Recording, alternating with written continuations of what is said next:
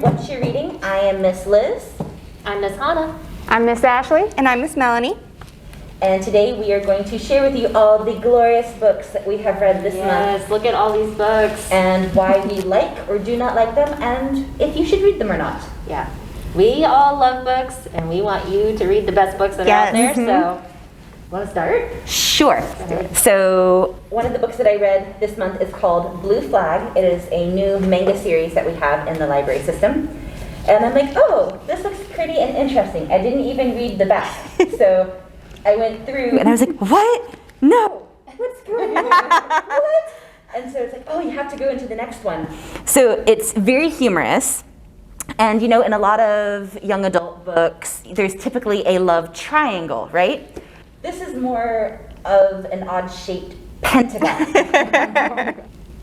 Yeah, so it's a comedy of errors, romance, friendship, and school life, and we have 6 books in the series.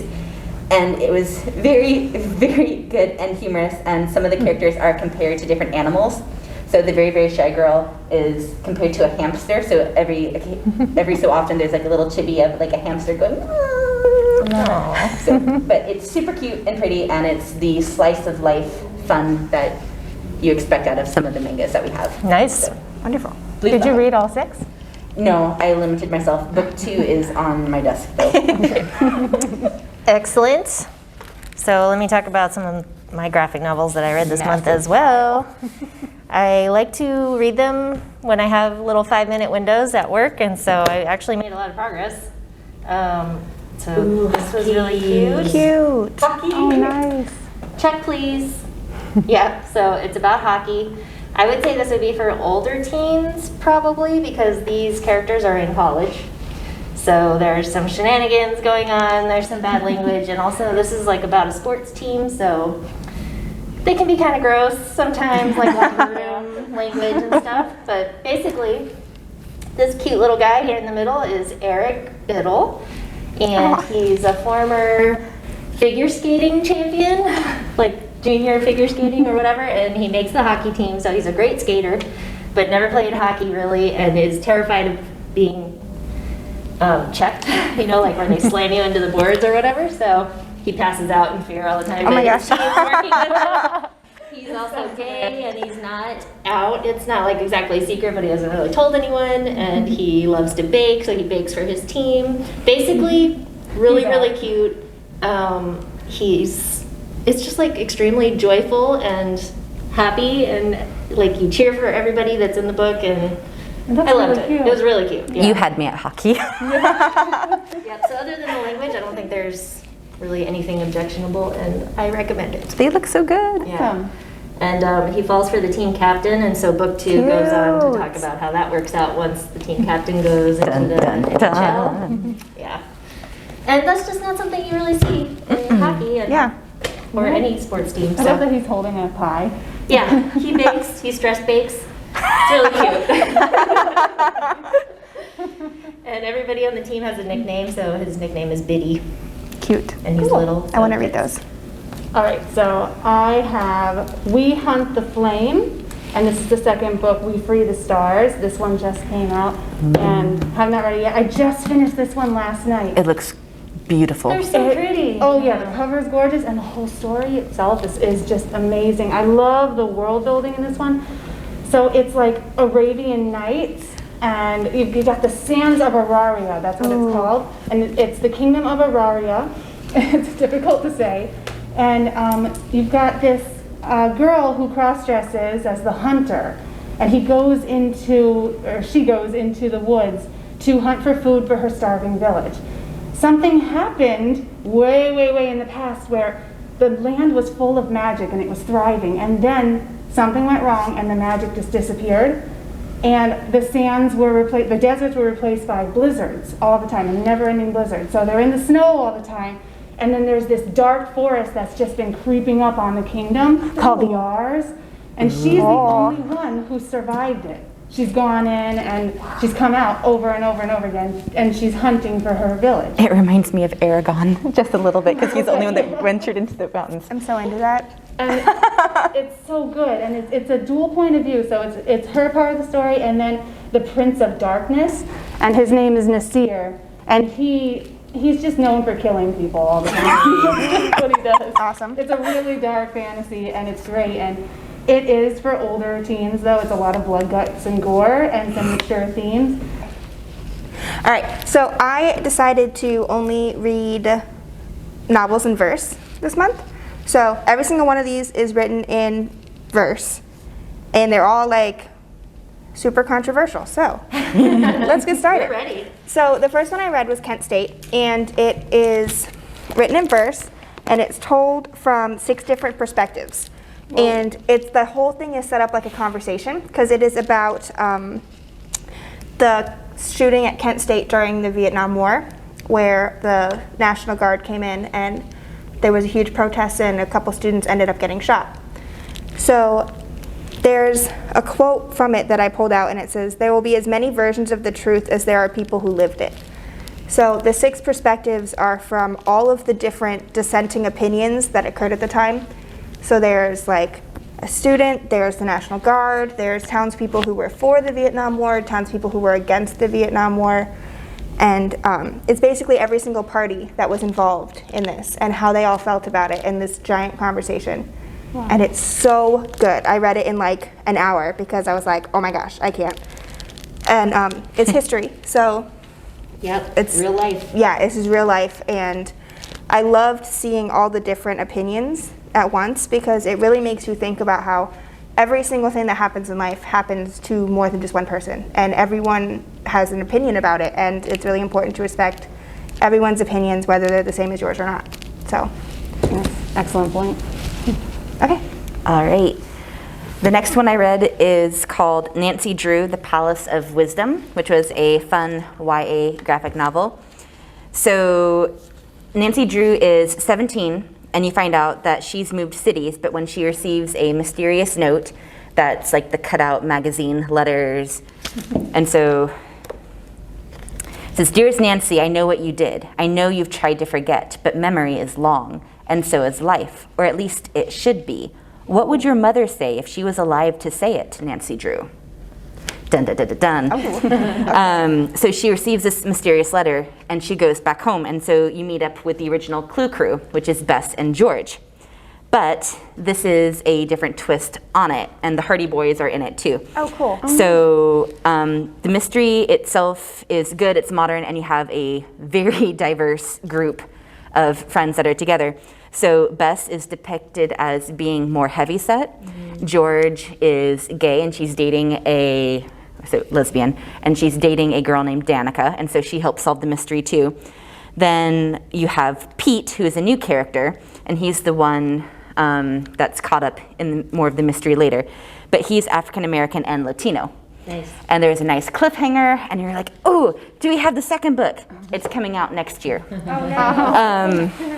But it's really good. I love the artwork. I love the characters, and it's 4 written and illustrated by 4 different people. Oh, cool. So it's really cool. And then throughout the different chapters and at the end, you have different covers and takes on the story by the different authors or illustrators and people who wanted, their artwork included. So it's very, very good. Again, it's Nancy Drew and the Palace of Wisdom. Nice. I loved Nancy Drew so much. She was my first author that I obsessed about. Okay, I'm going to talk about these 2 next. Also graphic novels. So the first one was Teen Titans Raven, and this is Teen Titans Beast Boy. I follow Gabriel Piccolo on Twitter. His artwork is amazing. The artwork is great. That's why I picked it up, honestly, because I'm not really into DC or Marvel or any of the, superhero. What? I know. I love that. I know. I was thinking about Melanie. I was like, she's going to have thoughts on these probably. So basically, if you know anything about Teen Titans, this is 17-year-old Raven. She loses her foster mom, I think it is, in a car crash, and she loses all her memories. And so she moves in with her mom's sister and her daughter and tries to do her senior year in a whole new place without any memories. And so she's struggling, and she's also got empathic abilities, and she doesn't know what's going on with that. And so she's thinks she's reading people's minds or something, but she's got this dark family history that I don't want to tell you about. Read the books. And amongst all that, also boy drama. So that was that one, and then I picked this one up right after it. Yes. Garfield Logan. He was not my favorite.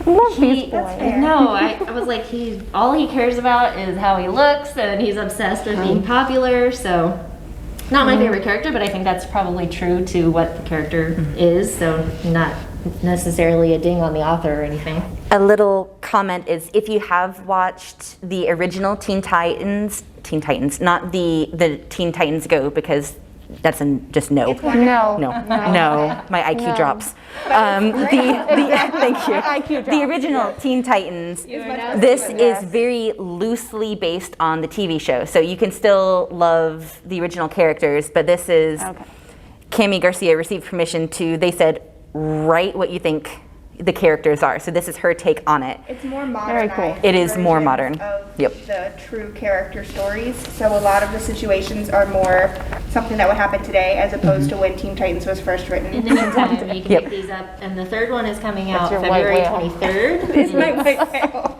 Beast Boy Loves Raven, I think. Yes, is what it's it's They called. fall in love. Yeah, so even though I like the first one better, I'm still gonna pick up the third one and see what happens. Cool. All right.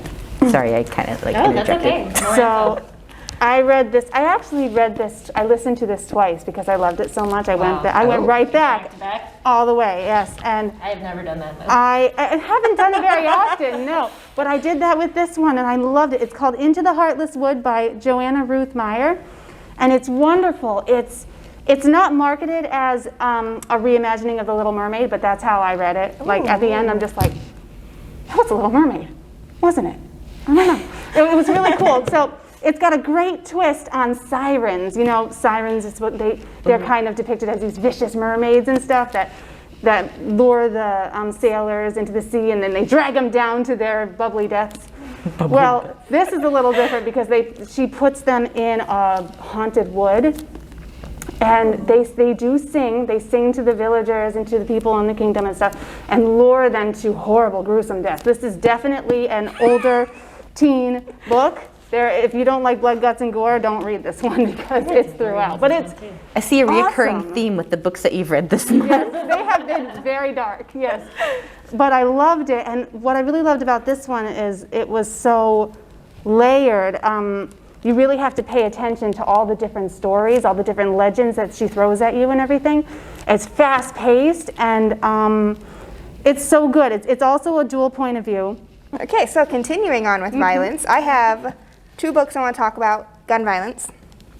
And then I have one I didn't bring that I will also mention briefly. So this is Long Way Down by Jason Reynolds, and this one doesn't have it, but it's won like 4 awards, and it is so good. So it's also written in very short verse poetry, and it is the story of I think he's like 16, but his older brother gets shot in a drive-by shooting that's gang-related. So he takes his brother's gun and goes to get revenge, and when he's in the elevator on the way down, every single floor he stops at, a ghost comes on and talks to him. So it's someone from his life that has died in a violent or gang-related way. And they're talking about revenge and the code of conduct. And then this one is 3 Things I Know Are True. And this is one of the 85 YALSA books for the year. So is Kent State.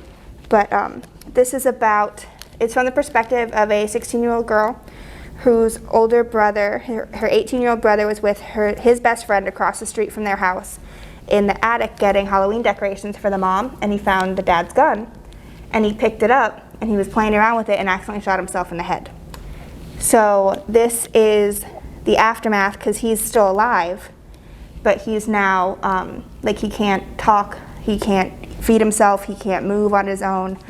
And this follows the trial where they sue the other family, and it talks about all of that. So this is really good. And then there's another one called People Kill People by Ellen Hopkins, and she's amazing. She writes about drugs and sex trafficking and all of the controversial things that aren't really talked about, but she writes them in prose or in verse, and they're beautiful. And People Kill People is narrated by Violence. So it starts off by Violence saying, I'm going to show you these, I think 5 or 6 people who all have the means and a reason to pull a trigger. Someone pulls a trigger, someone dies, you figure out who. Like, yeah. That reminds me, not to jump ahead of you, Liz, but one of the books that I have here, Be Not Far From Me, Mindy McGinnis, I feel like she's another author Yes. that's just like that. Like, this is the second one of her books. The first one, the sister is contemplating killing the guy that she knows assaulted her sister. It was really good. And then this one is about this girl that, a party in the summer, they go out to the woods and get drunk, and she has a fight with her boyfriend, and she like falls down the mountain and breaks her ankle, and my then gosh. she's like stranded and trying to survive and trying to get back, but so gritty, and like just it reminded me so much of the other book, even though they're totally different topics. 90% of it is just the girl Ashley in the woods by herself, thinking about her life, thinking she'll have flashbacks, you know, that are relevant, of course, and just about her surviving. And it's good. I'd pick it up. Real quick, I just want to say both of these are fine for like, I would say like 13, 14 and up. They're not super graphic. They don't have a lot of details. People Kill People has more harsh language, so I would say like 16, 17 up, depending on the level of maturity for it. But these two are an easy way into that conversation. About the violence. Yeah. This one I would say pretty gory. I mean, it's just her dealing with her own injury, but it's brutal. Yeah. All right. Should I do dark fantasy or should I do survival? 'Cause Dark I have. fantasy. All right. So this has been on my shelf forever. Melanie has watched me painstakingly work my way through. It's like I'd pick it up and I'd read it and I'd get into it, and then I would set it down and then like, oh, I don't know, and then pick it up and oh, you get into it, and so it's my own mind. But this is The Winter Duke by Claire Eliza Bartlett, and it takes place over a 6-day period.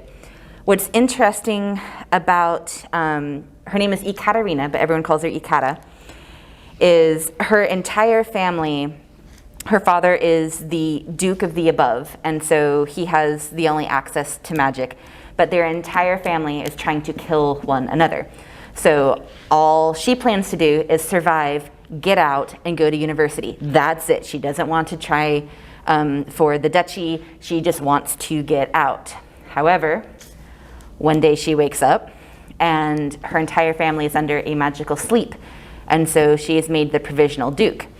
And there was a bridal party for her brother, and so to get this, they don't have a prime minister. There's a guy that wants to take the throne and like, oh, hey, marry me and you won't have to do this, but he's an absolute jerk and you want to kick him off the moat. So she goes to where all of the people that came to be possible brides for her brother and was like, you. And it turns out to be a girl, so there's a little bit of an LGBTQ twist in this. But I was like, oh yeah, this book looks really, really pretty and amazing, and what's better than reading about a family who tries to kill one another? Right? But it was pretty good. So that's The Winter Duke. Nice. I promise we'll read happier books next month. Well, these I will. well, I will. I liked crying. Okay, actually, on that note, I'm going to skip you. Is that okay? Yeah, that's fine, because I just talked about it. But I wanted to hear about this book because, Melanie, this book has a character with my name. It does. So awesome. Yes. I love that. This book made me cry a lot. This is a tissue box book, definitely. So The Blossom and the Firefly by Sherry L. Smith is wonderful. It's about it's not really a love story. It's more of just like a slice of life kind of thing where it could be, but it's more just, they're just trying to live their lives and discover themselves. So Hana is a 15-year-old Nadeshiko, and Nadeshiko kind of just means the epitome of a feminine beauty. And, and this is during World War II. She is, yes, it's in Japan, 1945. She doesn't go to school anymore. It's amazing what this author does, too. She must have done a ton of research because she really dives into the psychology of the whole time in Japan. And everybody, all of the people have their roles to play to serve the emperor, to serve the war effort. And the Nadeshiko are these beautiful young ladies who take care of the pilots that go out to war. And they're just as young. They're 14, 15, 16. There's also, it's another dual point of view, and there's Taro, and he is one of the first kamikaze pilots. Yes, he's in the first contingent where he goes in thinking he's going to serve the war effort, come home and be rewarded and everything. And he learns pretty soon, oh, we're not coming back. Oh my gosh, Yes. Yeah, same. Yes, it's and there's so many other characters in here, but the two main characters, I was a little disappointed at first. I was like, okay, when is the love story going to happen? And then I realized, oh my God, it's not a love story. It's a people story. It's a human story, and it's so good. Okay, so last graphic novel I'm going to talk about. No, it isn't. No, it's not. You have to No. speak. I'm going to talk about these at the same time. So this one I thought was really cute. The artwork was really cute. It's Cheshire Crossing. It's about Dorothy, Alice, and Wendy. So all 3 time traveling ladies. They are now teenagers. They're at a boarding school, and they think it's just another boarding school that they're going to get kicked out of again because, they have issues mentally.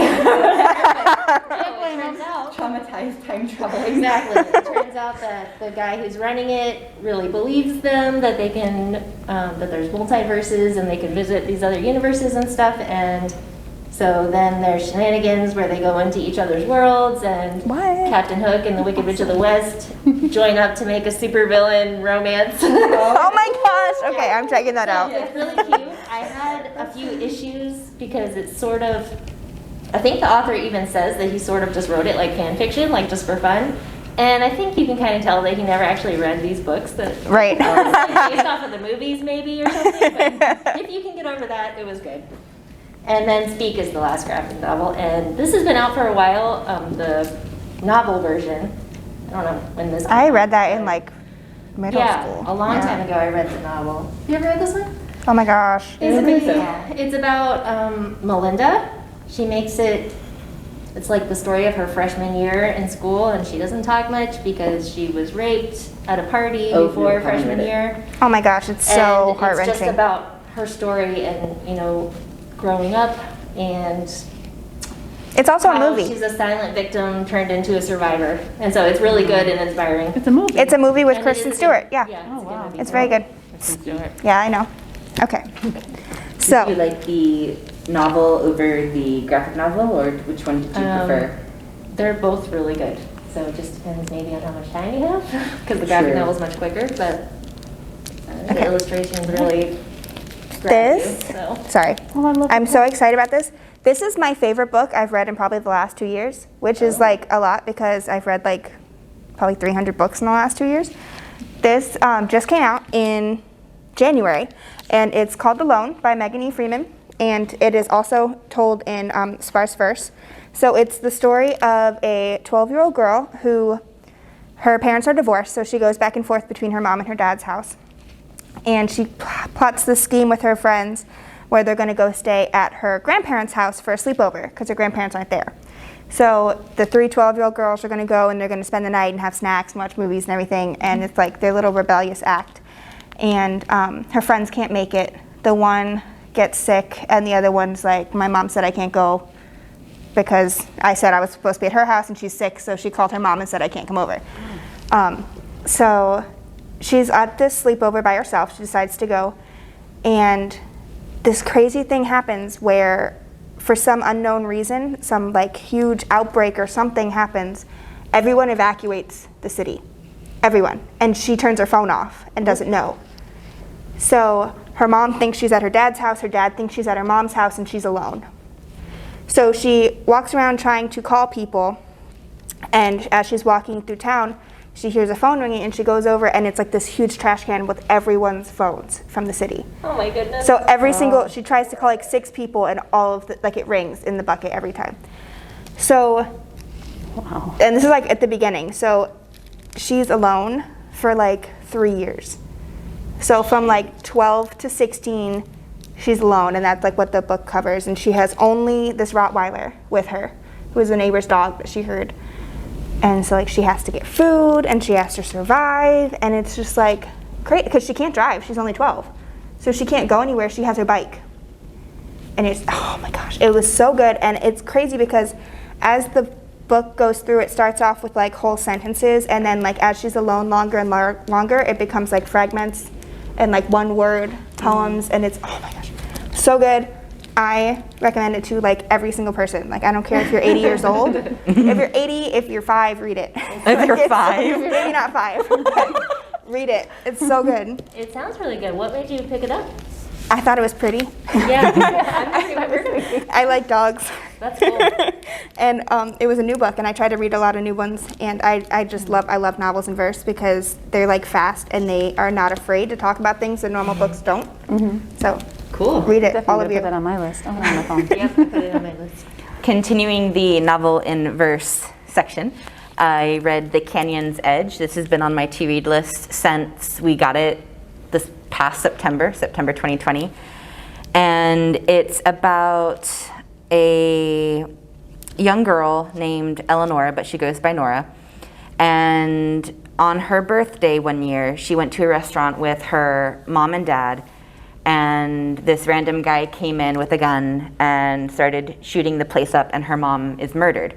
So her dad is super paranoid. She doesn't hang out with her friends anymore. She has PTSD. Her dad, again, is paranoid, takes her out of school, and so I think this is a year later, and he finds a remote canyon for them to go hiking because it's what her mom, him, and her, they all like to do.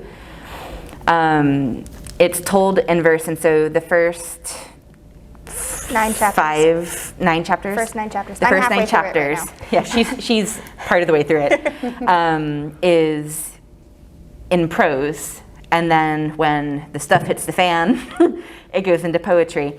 But it has flashbacks, and it talks about her nightmares of the guy with the camo pants and the boots coming in. And so it's, her trying to combat PTSD. It has grounding techniques that her therapist has taught her. But as soon as they get into the canyon and they've been walking for a little bit, she has a fight with her dad, and a flash flood happens. And they're ripped apart, and so it's her trying to survive. She's trying to find her dad. And I couldn't put it down. It's very suspenseful because you're feeling the heat. You're feeling her anxiety, her fear. And I wish the ending was I wish we were given just a teeny tiny bit more. That's all I'm saying. Okay. I'm getting a look from Melanie. Because again, it's been building up, and then I think the ending could have been boosted up just a little bit more in the epilogue, which goes back into prose. But I am very happy that I read it.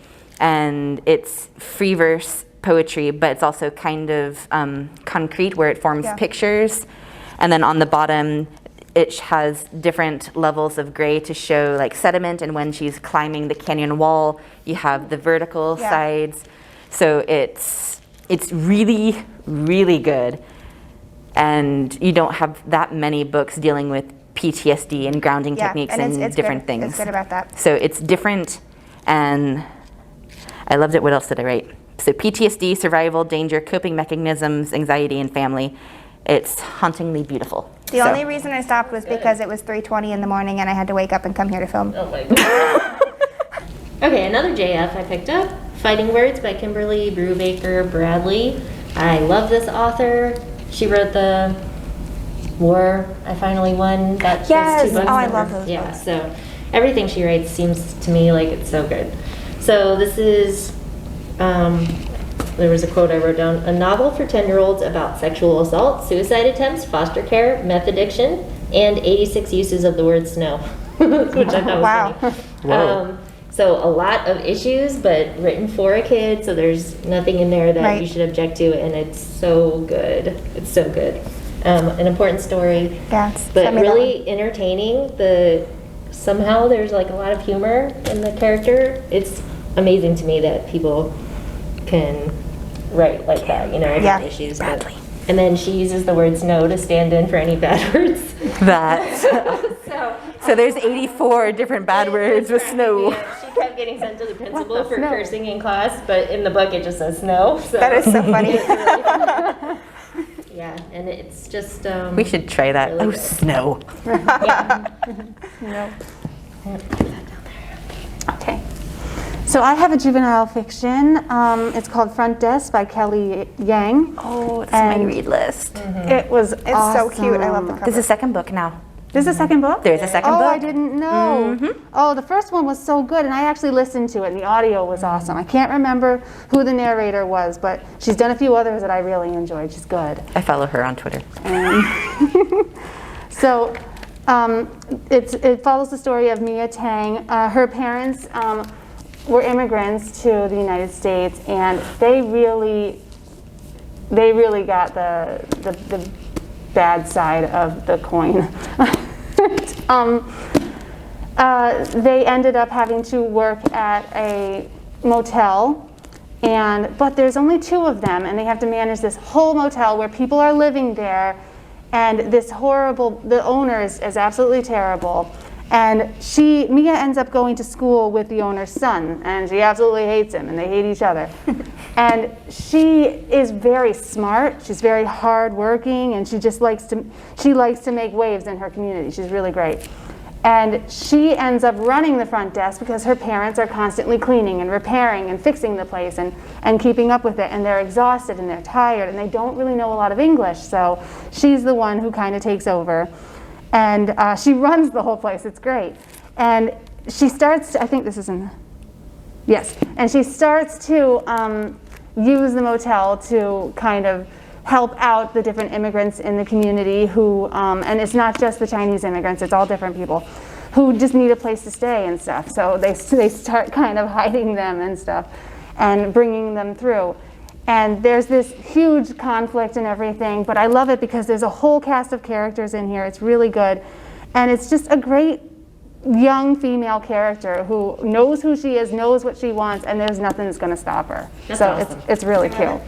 I've heard wonderful things about that book, Yes. so I'm glad you liked it. So this book's called Blood Moon, and I was a little thrown off by the cover, but like once you read it, like it's so good. So it is about a 16-year-old girl who loves astronomy. She volunteers at the local planetarium. I could not remember what that word was for a minute. But she volunteers at the local planetarium, and her best friend both want to get this internship over the summer for them. So she is 16, and she's starting to like boys, and she's starting to hit puberty, and she hits puberty very hard during her first romantic encounter. So it becomes a meme, and everyone makes fun of her, and it's all about cyberbullying and how hurtful that can be. So I would say I wouldn't read it if you weren't 16, because it's very much like the mindset of a 16-year-old. I mean, you can read it if you're older than 16, but I wouldn't read it if I was younger than 16, because you wouldn't fully understand like the trauma of what's happening. But it is so good, so well written. It's also in verse, and the font's really big. And it's just really good because it's about friendship and growing up and being okay with what people think of you and how to like not let that affect you or how to overcome it. And very good. I liked it a lot. All right, my last book, I actually randomly picked up this week. It's called Yorick and Bones, written by Jeremy and Hermione Tankard. Hermione is his son. For those I love who... it. His daughter? Oh, sorry, daughter. Yes, Hermione is Jeremy's daughter. I'm familiar with Jeremy Tankard and his unique art style because he wrote Grumpy Bird and another one. It's a children's picture book that I've used in multiple story times. That's wonderful. So I'm like, Yorick? No, it can't be. So this is the last graphic novel by William Shakespeare, Yorick and Bones. So all of it is written in Shakespearean language. So what it starts off with is a hot dog vendor who's walking along and a witch who's checking her watch, and they crash into each other. The potion spills on the ground, it seeps through the dirt and wakes up Yorick. So it's him talking like, how did I get here? What's going on? There's a dog. And so he's just trying to make friends, but everyone runs away. It's like, oh my gosh, it's a skeleton, no! So cute. So you'll have to read the rest of it to see what happens, but if you're a fan of Shakespearean speech, it's hilarious. Is Yorick from Hamlet? Yes, it's Alas, poor York, I knew thee well. He's the skull that they're talking to in the graveyard. Okay. So this Oh is my the gosh. Court Jester. Yes, so I was like, oh my gosh, it's York from Hamlet. But there's a note at the back that Hermione wrote part of this when she was 15 and she was obsessed with Shakespeare. And so then they worked together and they came out with this one. It's really, really cute. And I think later this year or next year, book 2 is coming out. Yay. So I greatly enjoyed reading it. But everything, come hither, dog, as we go find some pants. Because he's like, oh, I need pants. I'm a naked skeleton. And that's why he's wearing pants on the front cover, because he steals them off the laundry line. At least he's I not must naked. find pants. That's funny. Where are my pantaloons? ¿Dónde están mis pantalones? Okay, so I've got Winterkeep. Beautiful I cover. love Kristen Cashore. Me too. It's so pretty. So this is the 4th one in her Graceling realm. You don't have to have read the other ones first, but I think it only enhances your experience if you have. So Gracelings are people that are born with a special power, and you can tell because they have 2 different colored eyes, but the power could be anything. Like, it could be useful, it could be totally not useful, it could be deadly or whatever. So those people are in the world, and so this is like a little, there's like kingdoms that are adjacent to each other, so you get to learn about the kingdoms and stuff. And this particular one is about this kingdom of Winterkeep. The main character is Bitterblue, who's from the 3rd book. She's the queen of Monsey, and she decides to go and travel to her neighboring country that they've just discovered. And the world is magical. The writing is so good. The It made names me are cry, awesome. It made me laugh. There's like telepathic creatures. Yeah, everything is. I mean, it's just my kind of fantasy apparently, but it's really good. I recommend it. I don't know how to really explain the plot without giving too much away, but it's just good. It's a story of making the people around you your family when your real family sucks. And It's a lot of discovering your Yeah, strengths, and that, you know, especially with the first book, Graceling, it's even if your power is destructive, you don't have to be destructive. You are your own person. You're not just a tool. You are an individual. So it's a great series. yeah. Okay, I have one more. It looks like I have a bunch, but it's not. This is just the manga, and this is the regular book. So, The Dangerous Days of Daniel X. Have you read it? No. No. Have you seen Ben 10? Yes. Yes. Okay. This Cartoon is Ben Network 10 show. before Ben 10. This was my Ben 10 before Ben 10. And Ben 10's great and all, but Daniel X is so much better. Is it even on Cartoon Network anymore? I don't I know. think it's on like at midnight, like when they Probably show all It's an older cartoon, guys. It's awesome. But I think they have some DVDs. Mid 2000s. Yes, we do. We do have it on DVD. So Daniel X is an alien hunter. And when he was like 3 or 4 years old, he was very young, but he's also an alien, remember, so he's very well developed, he's very smart. He's an alien? He's an alien. He's I was an thinking alien he's too. hunting aliens. He's Yeah. an alien hunter who is an alien. Okay. Okay. And he's got this special ability. So when he was younger, he watched his parents get horribly murdered by an alien called the Prayer. Prayer? The Prayer. Like And prayer or the prayer. the Prayer. Although the prayer did look like the Like, prayer. I am praying upon And- you, or, you know, And you can see let us that say a in the prayer. first in the first few pages of the manga. Like they tell you his backstory very quickly. Ooh, Yep. So oh yeah, the art is great too. I like it. So he has this device that's called the list, and it has a list of all of the bad aliens in the universe, all of the wanted aliens, including the Prayer. And his father and mother were hunters, and he was a hunter in training. Well, when they were killed, he escaped, and he's got this special ability that his parents didn't have, where he can make anything he wants happen with his imagination. He can change his appearance. He can make people happy. He can make people come. Like a Green Lantern-esque type ish. Kind of, yes. You don't see it happening. I love it in the books. It's so good because James Patterson is really active writing, so it's always a really quick read for me because he doesn't beat around the bush. He doesn't do a lot of all this. Sometimes I don't like the describing the setting and everything. I just want to get to the action, and that's what he does. He's very good about getting to the action. So Okay, so I have 2 left that kind of go hand in hand. I was so excited when I saw that this book exists. It's called The Snow Fell 3 Graves Deep, and it is Voices of the Donner Party. Okay, I don't know if you guys know who the Donner Party is, so I'll give a quick little historical spiel. The Donner Party was a group of immigrants who were going from here to here, to California. I forget where they started. I think they started in like Oklahoma or something. There's maps. I know there's. They started in Illinois, and they were going all the way across to California. So this is back in the. Is this like the Oregon Trail? I promise I read it. Yeah. So this is like 1846 to 1847. Oh, horses So they're- and wagons. Horses and wagons and oxen and sadness. So Yep. So they're traveling and they decide to take a shortcut through the mountains because this famous man named Langston Hastings told them that it was quicker. So Langford Hastings went with like 5 people and like 2 horses.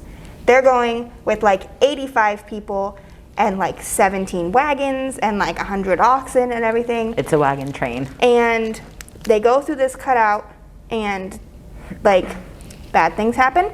They get stuck. It snows 18 feet and they start eating each other. So that's history. This book tells from the perspective of people that were there. So there's maps, diaries, prayers, conversations, timelines, statistics, newspapers, articles, and biographies in this book. Like, Wow. It is everything you could think of. It goes back and forth between conversations, prose, verse. I want to loved read. it. It was so Yeah, good. it's I thought it was a little slow. Oh, and the main narrator is Hunger. What is going on? I know, it's, so much is happening. But it's so good. Alan Wolfe is amazing. That's cool. I loved it. And then real quick, this one is also by Alan Wolfe. I haven't read this one yet. It's called The Watch That Ends the Night, and it's Voices of the Titanic. And the iceberg is one of the narrators. So Oh, the iceberg. the iceberg is one of the narrators, and it's so cool because I Personification. listened to it and it was too much for me. really like too sad. Yes. Okay, I'm gonna read it now. Good work. All right, To Sleep in a Sea of Stars, Christopher Paolini. This is an adult book. The first one, I think it's a standalone actually, I think so too. but It's his first adult. exactly. So he has a YA series, which is pretty popular, Aragon. The Aragon. Inheritance Cycle, the Aragon series.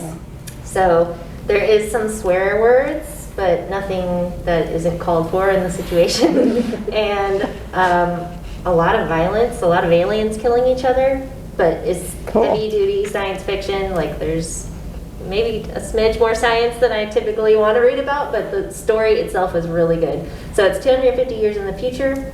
Kira is the main character. She's a xenobiologist. So she's looking for signs of life. There's interstellar travel to other planets and space stations. They're looking for sentient life.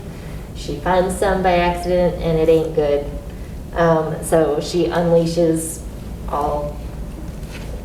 heck, you know, like it all goes downhill, but it's really good. And it's another like found family type of situation because she gets rescued by a spaceship and then all the people that are on that ship, they become this awesome team and they make it to the end and it has a good ending. So I if you heard. like space operas, and it's narrated by Jennifer Hale. I did not know this person, but apparently she's popular voice in video games. So if you like Mass Effect or Metal Gear Solid or Overwatch or Metroid Prime, she's narrates characters in those games, I guess. Okay, I think that's all the books, and that's probably more than enough for you guys. So thank you for watching. Join us next month to hear all about our next batch of good reads. Which will be happier. And let us From know what me, you're at least. reading. We want to know what you're reading. Yeah, let us know.